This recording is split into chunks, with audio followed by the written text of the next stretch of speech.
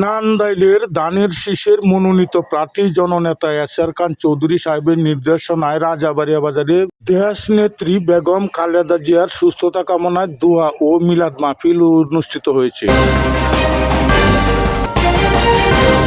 JTV, সময়ের সাথে সত্যের পাশে। নান্দাইল উপজেলার 11 নং খারোয়া ইউনিয়নের 2 নং ওয়ার্ডের বিএনপি নেতা জালাল উদ্দিন সাহেবের নেতৃত্বে রাজাবাড়িয়া বাজারে এই দোয়া অনুষ্ঠানের আয়োজন করা হয়।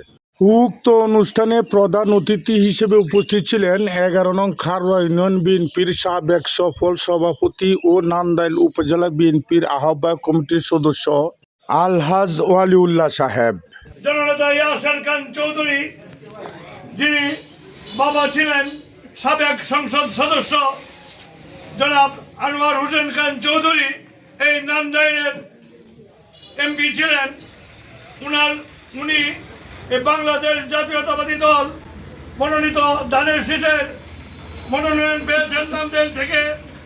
আজকে তার নেতৃত্বে এখানে যারা সমাবেত হয়েছি সকলেই উনার প্রতি আস্থাশীল হয়ে জালাল ভাইয়ের নেতৃত্বে উনার আদর্শের প্রতি শ্রদ্ধা জানিয়ে যোগদান দেওয়ার সম্পর্কে আলোচনা আমি আমার পক্ষ থেকে, খারোয়া ইউনিয়ন বিএনপির পক্ষ থেকে, নান্দাইল উপজেলা বিএনপির পক্ষ থেকে, জননেতা ইয়াসের খান চৌধুরীর পক্ষ থেকে আন্তরিক ধন্যবাদ ও অভিনন্দন জানাচ্ছি।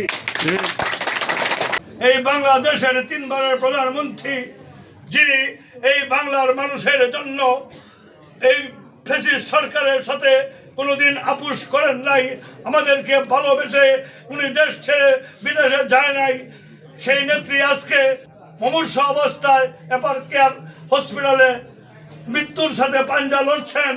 সংগ্রামী সাথী ও বন্ধুগণ, আপনারা জানেন বিগত সরকার, হাসিনার সরকার আমাদের নেত্রীকে যেইভাবে জেল জুলুম দিয়ে নির্যাতন করেছে, উন্নত চিকিৎসার জন্য উনাকে বিদেশে পাঠানো হয় নাই।